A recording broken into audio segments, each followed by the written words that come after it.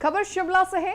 भाजपा मुख्य प्रवक्ता एवं विधायक राकेश जम्वाल ने प्रदेश के राजस्व मंत्री जगत सिंह नेगी के बयान पर तीखी प्रतिक्रिया देते हुए कहा कि भाजपा नेताओं को हिमाचल विद्रोही कहना उनकी बौखलाहट और असंयमित भाषा का परिचायक है। उन्होंने कहा कि मंत्री जी के हालिया वक्तव्यों से प्रेरित होता है कि वे मानसिक संतुलन खो चुके हैं और समय समय पर इसी प्रकार की आपत्तिजनक भाषा का प्रयोग करते रहते हैं। उन्होंने सलाह दी है कि मंत्री विपक्ष की चिंता छोड़कर सरकार चलाने और जनता की सेवा पर ध्यान दें। हिमाचल प्रदेश सरकार के राजस्व मंत्री जगत सिंह नेगी जी द्वारा आज एक वक्तव्य दिया गया, जिसमें कहा गया कि भारतीय जनता पार्टी और भारतीय जनता पार्टी के नेता जो हैं हिमाचल विद्रोही हैं। मुझे लगता है कि हिमाचल सरकार के मंत्री जी अपना मानसिक संतुलन खो चुके हैं और इस प्रकार की भाषा का प्रयोग वो समय समय पर करते रहते हैं। लेकिन जो जिम्मेवारी प्रदेश की जनता ने उनको दी है सरकार चलाने की, प्रदेश की जनता की सेवा की, वह अपने उस काम को करें, भारतीय जनता पार्टी की चिंता न करें। जहां तक रेवेन्यू डेफिसिट ग्रांट को लेकर उन्होंने अपना वक्तव्य दिया है, लगातार 3 दिन इस पर चर्चा हुई। चर्चा के दौरान जहां सत्ता पक्ष ने अपना पक्ष रखा, वहीं भारतीय जनता पार्टी ने भी, अपोजिशन ने भी अपनी बात सदन के अंदर कही, जो आज एक रिकॉर्ड का हिस्सा है। हमने कहीं नहीं कहा कि यह ग्रांट बंद होनी चाहिए थी, लेकिन यह ग्रांट बंद कैसे हुई? हिमाचल प्रदेश की सरकार फाइनेंस कमीशन के सामने अपना पक्ष रखने में नाकामयाब हुई।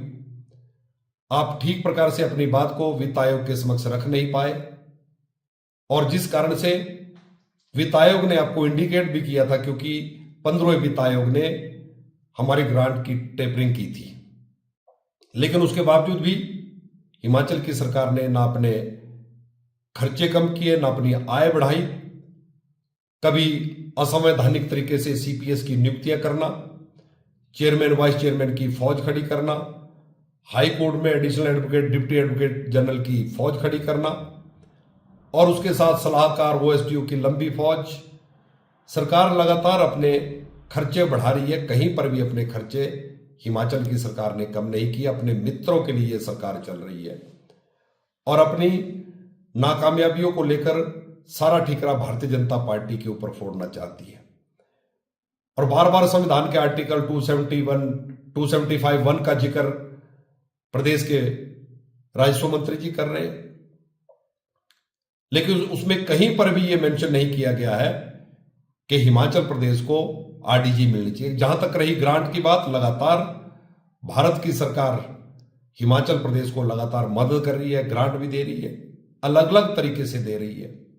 अभी 3 दिन पहले 286 करोड़ रुपया भारत की सरकार ने हिमाचल प्रदेश में जो आपदा में हमको नुकसान हुआ था उसके लिए हमको दिया। और लेकिन इन 3 वर्ष के कार्यकाल में हिमाचल की सरकार ने लगातार कर्ज लिया। आज हमारा कर्ज 1 लाख करोड़ को पार कर गया और इसके लिए भी दोषी भारतीय जनता पार्टी को ठहरा रहे हैं।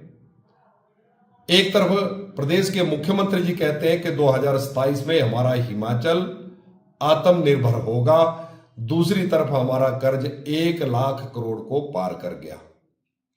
उनके अपने बयानों में, उनकी अपनी स्टेटमेंट में ही विरोधाभास है। किस प्रकार से हिमाचल 2027 में आत्मनिर्भर होगा?